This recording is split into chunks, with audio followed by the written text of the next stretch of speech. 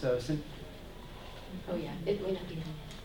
You just have to press the button. there we go. It's really hard. Yeah.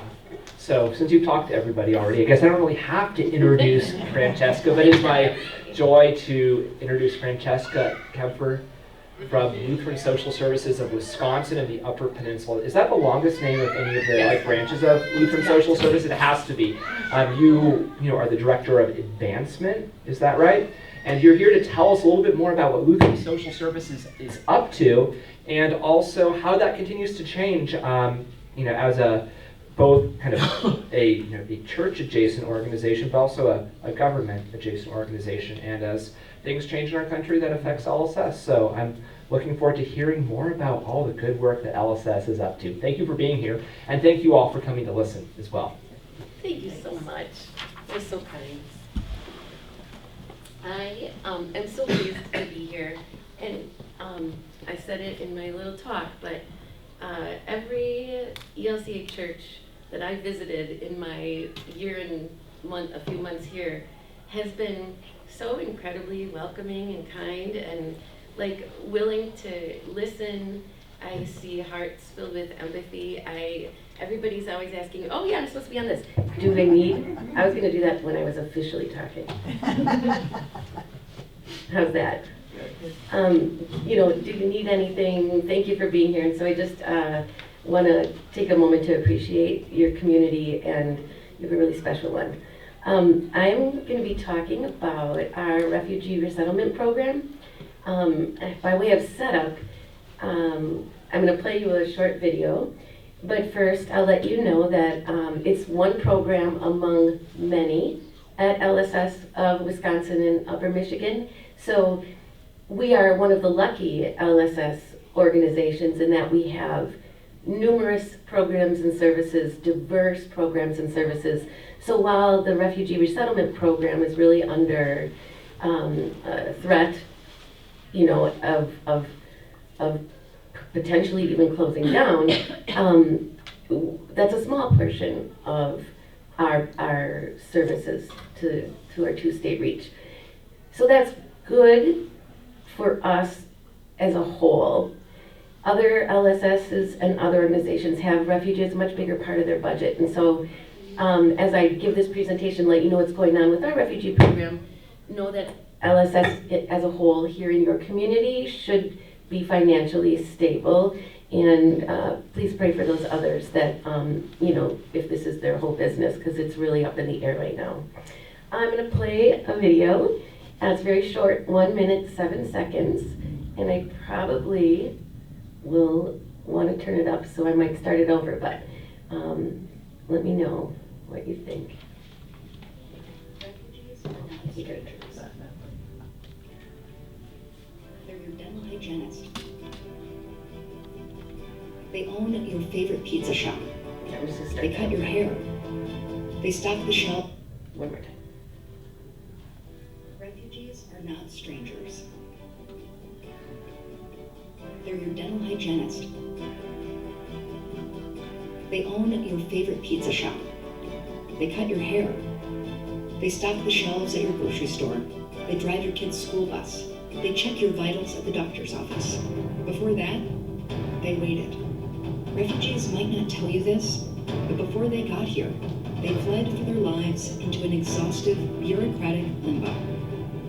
They lived in camps or shelters, while they spent years being interviewed and investigated by multiple international and federal agencies.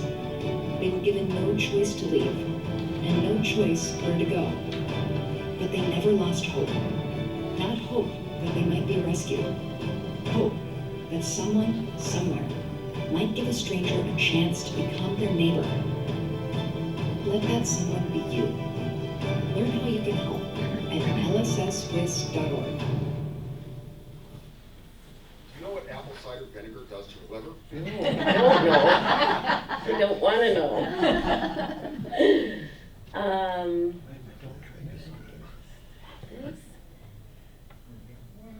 this will be our presentation. Oh, a microphone. Any thoughts or reactions to that short video that anybody wants to share? I'll tell you that when I saw it, it really struck me that if everybody knew the vetting that a refugee goes through, and if everybody knew how hard it is to resettle in another country, that everybody would support this program. It's basically my reaction. Anybody have any thoughts to share on that video? Yes, please. Well, I guess I looked at it because I'm part of the quilt ministry, but I know what we give to LSS for the huge, which you think it'd be a blanket, but it really is their shelter over their, we make them 60 by 80. Wow. And it's really the shelter over their existing home as refugees. Amazing. And those are sent all over the world. We don't just do it, it's through the Lutheran Church. That's beautiful. I'm glad I learned of that. Anyone else? Yes, sir.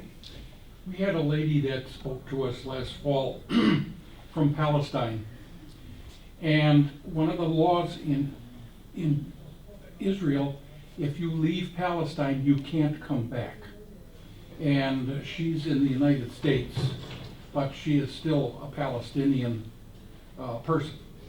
That's And, true for our refugees too. Yeah, and Connor, who invited her for the program, asked me to welcome her in her language, Arabic. So, Oh, wow, that's brave. because I've got a friend that I've worked with for a number of years. We still see each other at lunches. He was from Damascus, Syria, and he taught me a lot about his language and about Islam. So Very cool. So I'm not speaking to a group then today that knows nothing about what we're going to be talking about, I can tell. I will go through this presentation, and there'll be plenty of time at the end to share your thoughts, reactions, or ask questions. But like the person you're talking about, refugees, when they leave, they cannot go back. And that's a fact. They do not have a home except their new home. So anyway, thank you for joining us. We want to share our experiences with refugee resettlement. I want to point out that this is all true and accurate as of today, March 30th, 2025, because things are changing and they're changing fast. And so you might hear something else next week.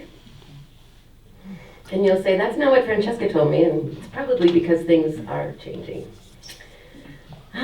So this is our joint ministry with the Lutheran Church. And this is where LSS serves our neighbor, welcomes the stranger, and helps those in greatest need. My colleague who designed this presentation chose a scripture message for I was hungry and you gave me something to eat. I was thirsty and you gave me something to drink. I was a stranger and you invited me in.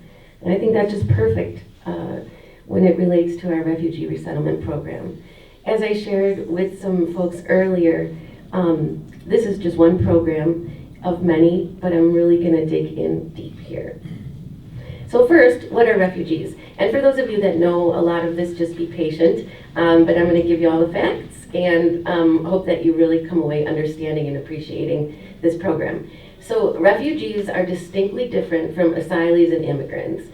There's a 1, 2, 3 summary that you can use to remember that. Immigrants voluntarily leave their homeland and resettle in another country. Asylees leave their homeland and request protection and a safe haven in a second country. And refugees are driven from their homeland while fleeing violence or war. Then they seek safety in a second country and then wait and wait, as you saw in the video, and are finally resettled in a third country. Of these 3 groups, LSS serves primarily refugees and some asylees only. In the last couple of years, we've had some categories added to those we serve because of wars in Afghanistan and Ukraine. And because these situations were different and they didn't really fit into those clear cut distinctions that we talked about, we added Afghans as humanitarian parolees because they were evacuated by the government.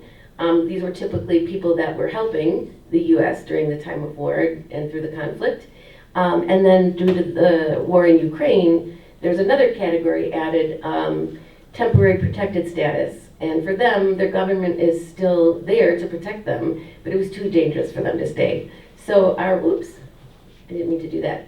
So our refugee resettlement program expanded to include folks in these two statuses. And we provide assistance to these groups based on the guidelines that are set forth by the State Department. It's a little dry there. I don't know if we need to give you all the details, but the people we serve are here lawfully and they're vetted. And it is a humanitarian effort between the United Nations and the United States. So after World War II, the UN started to define what is a refugee and what would make you a refugee and what would not. And then during the time of Nazi Germany, there was a rise in fascism, and Lutherans were particularly affected, as 1 in 4 Lutherans were refugees. So Lutherans in America have a long history of supporting refugees. I was so excited to learn that, and it makes our partnership so much more with that historical context, and knowing that it was the Lutherans that wanted and needed this program at one time that are now supporting and making it happen for others in other countries. Just really, I think, is a special and touching thing, and a testament to you and your faith and commitment to this program. So, why are refugees? Microphone. I'm never going to learn how to do this. I don't know why. Why are refugees coming? Well, in our case, LSS of Wisconsin and Upper Michigan, we've been working on welcoming refugees since 1974. So that's over 50 years, or just about. Churches, particularly ELCA churches throughout the state, have extended welcoming arms, open doors, and support for the first groups of Hmong refugees in the 1970s. And churches, citizen groups, and communities have continued to welcome refugees since that time. Refugee populations change over time, but the recognition of the need to provide safety continues. Just a note on the numbers of refugees that will come in a year. To our agency, to put it really simply, it ebbs and flows with who's ever in the presidential position at the time. And for context, during the Biden administration, we averaged 300 folks a month we would welcome. And then during the first Trump 4 years, that number was reduced to around 100 a month. So we had to right size our staff, but refugees were still coming. It was taking more time. It was harder to get refugee status. Everything just moved slower, but they were still coming. As of today, with Trump's second term, we're in a position right now. I somehow think I'm doing this. I'm just going to hold still. We're in a position now where no refugees are being sent to America. We are accepting none.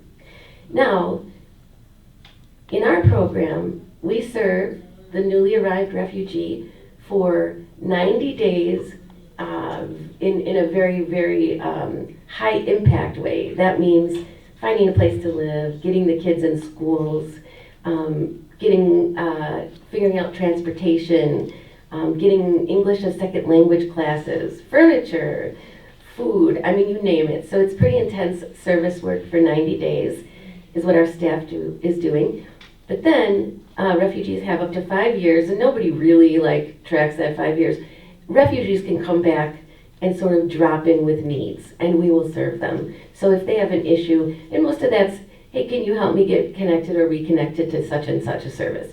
So right now, we still have refugees that arrived through the end of the year and into mid-January, and those folks are being served by LSS currently.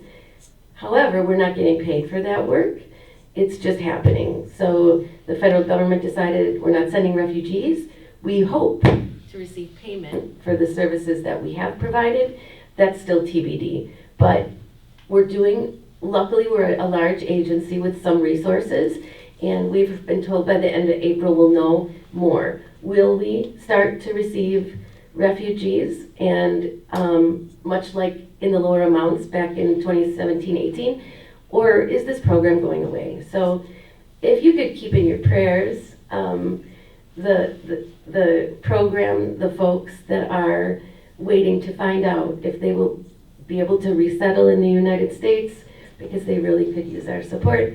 In the meantime, LSS will keep supporting the refugees that are here.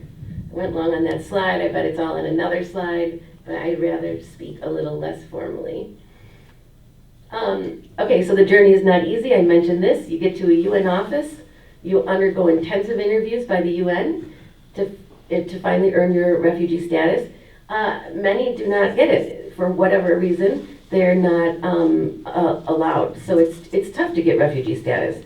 And then after allocation to the U.S. for consideration of resettlement, additional exhaustive security and medical checks are required by the U.S. I repeat that sentence, and I've said it many times. I don't know exactly what it means, but exhaustive security and medical checks seems like a lot. And I want to dig into and find out what exactly does that mean. And then only approved refugees are sent to the Department of State's Population, Refugee, and Migration Office. PRM then allocates a case to one of 9 national voluntary agencies. And so we're an affiliate of Global Refuge, who is now, has reduced their staff by quite a bit due to the fact that they're on that front end and there are no refugees arriving while we're still serving the ones that are here. Why do they come to Wisconsin? It could be chosen for them when they arrived by Global Refuge. They determine maybe they thrive here because they may have family members or friends that have settled here in Wisconsin already. Or there might be a community here that they know of that shares their culture or their native language. And they try to find places for folks that they can feel most comfortable in as possible. Or I've heard stories of family or friends did a secondary migration, meaning they were a refugee, they were settled in California because Global Refuge believed that's the best place for them to go, but then they found, Wisconsin is great, there's farm work here that we want to do, and then when their friends or family members come, instead of taking them to California, they bring them to Wisconsin. So there's a variety of reasons, and they all make pretty logical sense. Sometimes people know about Wisconsin, and they ask to come here. And if able to, they will be accommodated. Important to know, refugees arrive with permanent legal documented status. They are authorized to be employed and expected to work. They are eligible for all available benefits and services that any resident of Wisconsin is eligible for, except for voting. Voting privileges are earned after passing citizenship tests at 5 years. So sometime in the first 5 years of their living in the United States, they can apply for citizenship and pass the citizenship test. And then all of the benefits are available to them. Okay. The goal of this program is always self-sufficiency. Refugees are expected to become self-sufficient as soon as possible and not remain dependent on agencies, communities, churches.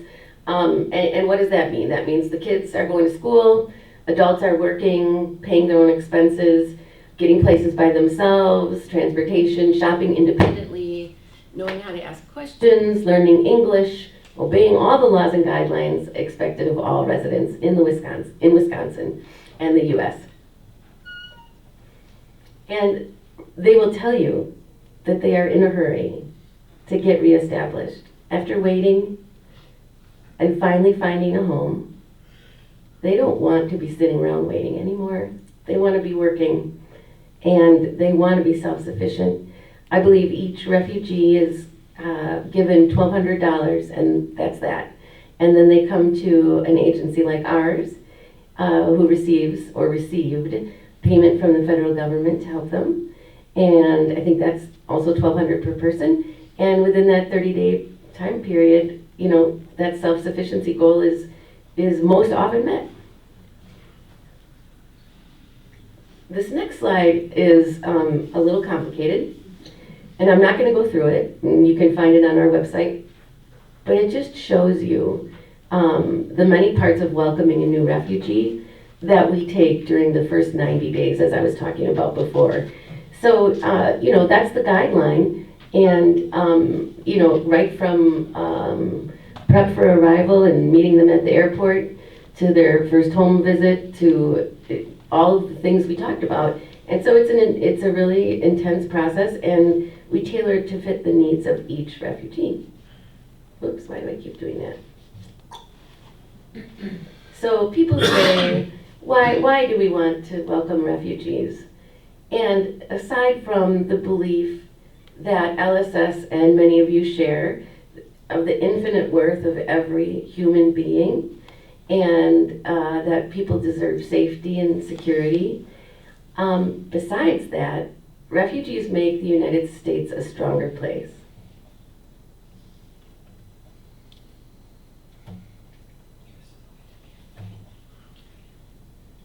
I got this really. And here's just a couple of statistics that, we have funders that are individuals that want to hear the stories of hope, and then we have business partners that tell us the numbers, right? Like, what do you mean that refugees make our country stronger? If you consider 581 billion contributed by refugees in revenue to the U.S. economy between 2005 and 2019. I don't know how somebody calculated that. It's cited somewhere where we found that information, but that's a whole heck of a lot of money. 18.6% of foreign workers make up the civilian labor force in 2023, and they work in every industry that you and I would work in. And some refugees even pay into Social Security without reaping any of its benefits. You may have heard about how much employers love working with refugees if they put the time into standing up a program that'll make it work for the refugees and for the company. LSS has 3 companies that partner with us to put our refugees to work. That is Husco, it's a manufacturing company, Palermo's Pizza, which you're probably all aware of, and Marcus companies, and specifically the Pfister Hotel. They have all put systems in place to be able to welcome refugees into their workforce, including translating signage in their company and having classes for their current employees, what to expect when you're working with this new group of Afghan refugees that we brought on board, and to making accommodations for religious things that people need to do as part of their faith. And so these companies have reported to us that it's not easy, but once you're up and running, you get so much more out of what you put into it, meaning the refugees employed by these companies, they tell us, are reliable, eager, excited. They want to contribute to the U.S. economy. They want to be working hard. They want to have all of the things available to them that Americans do, and they take it very seriously, their new status as Americans. And so when you hear about programs like this and people employing refugees and having such success stories, you really wonder, why can't we do more of it? I mentioned the statistics before, and for the business community, I want to tell you about one individual donor. I'm not going to move because then this mic will give me problems. In the very middle corner with the baseball hat, that's the donor. To the right of him is Hector Colon, our president and CEO of LSS. Wonderful leader, a wonderful human being. And the person here in the foreground that you can't really, you just see the back of his head, that is a man named Arif. And he, in his home country, was a chef, and somewhere along the line was involved in a shooting. He became paralyzed and from the waist down, and became a refugee. He was no longer safe to live in his country, waited, vetted, examined, comes to America, gets settled, finds a job as an interpreter because he's no longer up and able to walk around and be the chef that he was in his home country. And the donor, we have one donor who said, I want to do something special for one person. Like, I'll donate and to your general operations and help you keep doing the good work, but I want to do something special for one person. And, he had a price range, and it was like $50,000. It was, something substantial. And Arif desperately needed a wheelchair that was highly functioning and had all the bells and whistles, and they could not afford it. So the donor, I don't know why I can't say his name if his picture is right there. His name is Kyle. He footed the bill for that wheelchair, and Arif is now able to do so much more than he could before. And then, as a thank you, Arif and his family prepared dinner and shared it with our donor and our president and CEO. So it's just a really feel-good story to try to share with you the kinds of relationships that develop and the kinds of people we're serving. I like this little peek into their kitchen. I admit I zoomed in on this photograph because I was like, what are they eating? What is all this good stuff? And I remember Kyle said it was one of the best meals he's ever had. And so as somebody wealthy enough to give $50,000 to an individual for a wheelchair, to say that's the best meal he ever had is a true compliment. And remember, Arif was a chef, so just a beautiful story. How have things changed since the time when they were arriving in the several hundreds per month amount? Contracts are terminated.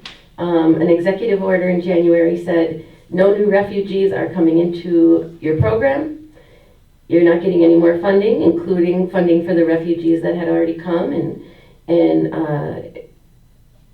like the quarter leading up to, because they would pay in January then, so I believe October, November, December, January. Crunching the numbers, trying to figure out how does this impact LSS financially. It's in this first quarter, about $400,000 of revenue that we did not receive, and we still do the work. Unfortunately, we had to make the tough decision to downsize our refugee team, and so some have been laid off. The good news is LSS is huge. Like I said, we have 800 employees, and we are working hard to find them roles elsewhere in the agency, because when or if refugees come back, we want that talent with us. It's not easy to stand up a program like that. Many of the workers in our program were refugees themselves, so they have the lived experience. They know how to just get right to business with these new folks. And so we're sad, but we're trying to retain those teammates so that when things change, whether it's in a few months or in 4 years, we want to have those people available. We do not want to lose our refugee resettlement program. And I know you as Lutherans, having been part of the founding of refugee resettlement, share my sentiments and don't want to see it go away. Knowing that many of our teammates were refugees themselves, this is a terribly emotional time for them now. They fear for their own status, even though they're now legal adults. And so they don't even know the different categories. Back at the beginning I was talking about, each one of those categories, there's a different set of rules. And so they're busy trying to figure out, like, who's permanent and can't be deported, who's safe and why, who needs to have these papers, like depending on which category you're in. And so I'm not the expert there, but I do know people on the LSS staff are working hard to find every way to keep the people that have come here in their community, in our community, because their community is our community. We want them to stay. That looks like a blank slide. It was. Here's a few other statistics. At the end of the federal fiscal year of 2023, 114 million persons worldwide were forcibly displaced. 36.4 million are refugees. 6.1 million are asylum seekers, and the rest are internationally displaced and have other protection needs. So we're talking about a fairly large number of people. 1 out of every 69 persons on earth were displaced internationally. And that has increased every year for the last 13 years, illustrating the need for programs like ours. Many people hear this story, they feel called to help, and they say, how can I work with refugees? I don't understand their culture. And keep in mind, like, every refugee comes with hopes and dreams. Imagine yourself leaving the country that is home, coming to a new country, and without the option to go back, and you put down roots, and you want to live here and be a part of this community. So remember, each one of these refugees are just like you and I. They come with hopes and dreams. Seeing the U.S. through their eyes can be a powerful experience. They might not tell you how much they appreciate your smile, your kindness, your offer for support, but they will feel it. They never, I was reading from a future slide. They never forget your kindness. You can see gratitude in their eyes. This is a statistically true fact. Less likely to exhibit criminal behavior. Absolutely, you would not want to lose your new home. Having gone through so much to get here, why take any chances? And they are often, they often don't share your religion. They often share a deep connection to the Holy Spirit, and you have that in common too. We have a volunteer program at LSS. Now, obviously, this is on hold for now because of refugees not coming, but I want you to know in the future, we do have people that come and they will take out a refugee family to buy their first living room set. You know, we have refugees, volunteers that will come, help them grocery shop, or rides to doctor's appointments, you know, and all these volunteers are vetted and have a background check and get real satisfaction out of helping the refugees get settled. And then, of course, financial contributions always help. We've stood up an emergency response fund at LSS right now because of that $400,000 I mentioned. So if you're in a position to be able to help, we have envelopes on the table back there that will go to helping us finish serve the refugees that are still here and whatever other changes we're faced with. So, you know, think about this program and help refugees feel welcome. And here are the ways that you can help. It's not just the financial contributions, but we're asking for time, talent, treasure, and ties, TIES. Maybe you could be a volunteer, which I just talked about. Sometimes a congregation will get together and form a team of co-sponsors to welcome a refugee. I think your church may have done that in the past. I see nods. You might feel called that you can help by sharing a talent as a volunteer. You might have money to give. You might know people that want to help that you want to introduce to LSS. You may have time to pray. You may have, feel called to get more involved. So there are a number of ways that you can help, and we appreciate you thinking about that because there's a way for everybody to help. I'm not going to guess anyone's going to jump up and scan that QR code, but I am going to tell you our website is lsswis.org, so that's lsswis.org. That's pretty easy. But that has more information on how you can get involved, about our emergency response fund, and about other things that are happening with changes in the federal government. What else can you do? Really it's different for everybody and it's different for whatever time of year it is. Once we get refugees back in the country, as I sure hope we will, that's volunteerism. And like I said, that's prayers keeping us in your thoughts. And when you meet a refugee or somebody from another country, just give them a warm welcome when you do see them. I really appreciate your time. I want to do a time check. How long does this run? Would you like it? Like quarter to. You can say cool. 15 or so. So, let's go as long as people have questions. I'm gonna crawl out from behind here. I'm standing in a really uncomfortable position. Can you hear me? Yes. Okay, good. I'm gonna dispense with this if you don't mind. And you know what? Before I go into questions, I'm gonna say talking about the refugee program because you all care about it, because it's timely, because it's in the news. We really hope that you can also help us dispel any myths that you hear. So if you hear someone saying refugees are illegal immigrants just like the rest of them, that is not true. They are American citizens. They're vetted to be here. And if there's one thing I hope you can do is share the truth if you find yourself involved in a conversation, because these are folks in need of home. And as Christians, that is something that's very important to you. So dispel the myths, keep us in your prayers. Beyond the refugee program, the other thing LSS is really worried about in this current political state is Medicaid.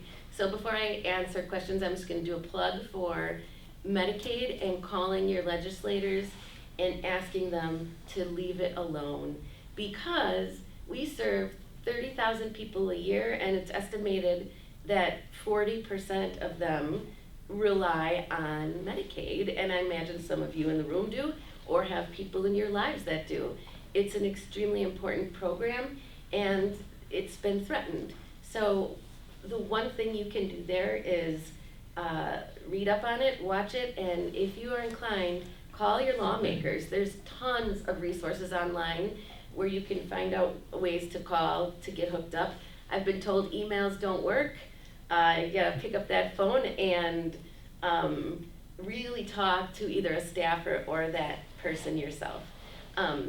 That's more effective. I do have handouts back there too on how you can call to advocate for Medicaid.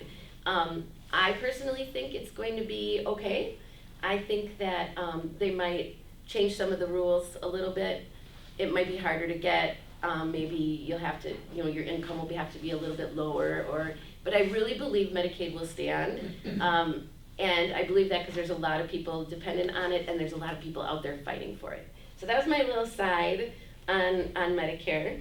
Other than that, I'm happy to report LSS is in a healthy position, besides the risk of Medicaid and the $400,000 that we mentioned. We're still hoping for some payment. We've raised about $71,000 from the community so far, so we're chipping away at it. And our other programs are healthy, and as far as we know, should not be affected. The things like our veterans homelessness programs should not be affected. Our substance use disorder treatment facilities should be fine. So really, those are our two pain points, are what I talked about this morning. But I do like to also bring good news, which is we have lots of diverse programs and services, and we have caring leadership, so that should changes have to be made, we will find places for our teammates. We will take care of each other. And so some of this was a little doom and gloom, and it's just a little bit scary. And at the same time, we have hundreds of success stories to share too. So don't hesitate to visit our website and hear some really positive tales of people we've served. Now, with that, after my Medicaid soapbox, mini Medicaid soapbox, does anybody have any questions or comments about anything we've talked about, or LSS in general? Yes, sir. Years ago, I know LSS had a lot of group homes. Are they still involved in the group homes? How many group homes do they have? So I've been here a year, and when our new president came in, they were a financial mess and they had to close down some programs, and I believe the group homes were one of the, because we don't currently, except one. So for residential, treatment centers, we have the mental health and substance use facilities, and then we have one youth program called HAMI, which is for young boys who have penetrated the criminal justice system in ways where they are not safe to be at home, and their family's not safe with them, that we work to help recover and grow. But the group homes for developmentally disabled and things, those programs did shut. So they've shut down a lot of the group homes. Yeah, this was about seven years ago when our new president came in, and it was all financial decisions. Yeah. Some programs were just bleeding money. The other one that we still do adoption and foster care, but the other program that went away is the international adoption, because we weren't, it wasn't, we were running a deficit, which is fine, because you can fundraise for that, that's what I do, right? But there are other agencies doing it so much better. So a few others had to close down to build back that financial strength. You had a big anniversary special campaign fundraiser? Yes. How have you done? Oh, that's a great question. So we launched a campaign called the Love Big Campaign, and our 140th anniversary year, which was 3 years ago. And then it kind of went really, really, really slow until we brought on a chief advancement officer named Mara Dutchkins, who then hired me, and we built up our staff, and now we're rolling. So we are at about the goal. Whenever you heard about it, it's a comprehensive campaign, so it's for programs, it's for capital, and it's for the endowment so that we can invest and serve people for years to come. Our goal when we started, I think, was 8, but due to some situations in Eau Claire, their hospital system up and left, their substance use treatment facility closed without public notice. So we've just decided to purchase a building in Eau Claire, open another treatment facility, so we've added some money onto that campaign. So, long answer to a short question, 9.1 is our goal. We're around 6 million. We're not coming out publicly yet. We're trying to get all those big donors. We've had two of our largest donations in our history, one at 1 million and one at 1.5 million. And soon, when there's just a little left to raise, we'll come out to the communities that support us and say, you know, can you help us wrap up this campaign? But we don't come out asking, individuals in the pews to help us with the big lift. The big lift is finishing, and when every little gift counts, and that's my favorite part of the campaign, and I can't wait, because we can have like open houses, and we can ask people for $100 or $50, and they'll feel really great about it. And I love when the community gets you over the edge and like gets you, like when it's not the, okay, I'm gonna stop, but it's just really exciting when everybody can participate and bring us to the top, and that it's the community that does it instead of Daddy Warbucks, let's say. Well, I locked the doors so you could let them off. I'll get under, I'll clean up this tissue box. But no, Lutherans, you're also generous, and I'm going to answer questions, but I am going to say, I cannot, we've recently been collecting data on, because of course you don't have to be Lutheran to work at LSS or to be served by LSS, but when Mara, as I mentioned, and I started, we're like, why are we not collecting information on where people go to church? Because the generosity that pours out of churches and comes through our doors every year, even when we don't show up, because there's a lot of churches in Wisconsin, and now we have a team of 5 people doing this. We just used to have 1. Like, it's my side gig. I only do this once a month, but we've gotten more people to come and help, because I don't think LSS was out there paying as much attention. And so we've started getting out there more, all across the state. We've started collecting congregation information when people mail in gifts, and I'm just astounded, like almost everybody that sends in a check when we send out an appeal includes the name of a Lutheran church. I would say, I don't know, somebody's gonna watch this and they're gonna say your statistic was wrong, so I'm gonna just say lots and lots of you. And it's been so exciting for me to see this, like, this partnership in ministry that exists between LSS and the Lutheran congregations, because it's unique. I've never experienced it before, and I think we're really, really, really lucky to have you at our sides or at our back or whatever it is, just caring so much about our neighbors in need. Other questions? Purple. Maybe you said this in some extent, but what qualifies a refugee to come, and does that vary from different countries?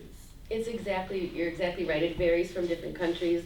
Sometimes they're, maybe they helped the United States in a conflict, like the Afghan refugees, and they were interpreters and they helped the American troops. Well, they're in grave danger if they stay. Mm-hmm. Or they're in a country and they're just under such threat either by something locally or the war going on.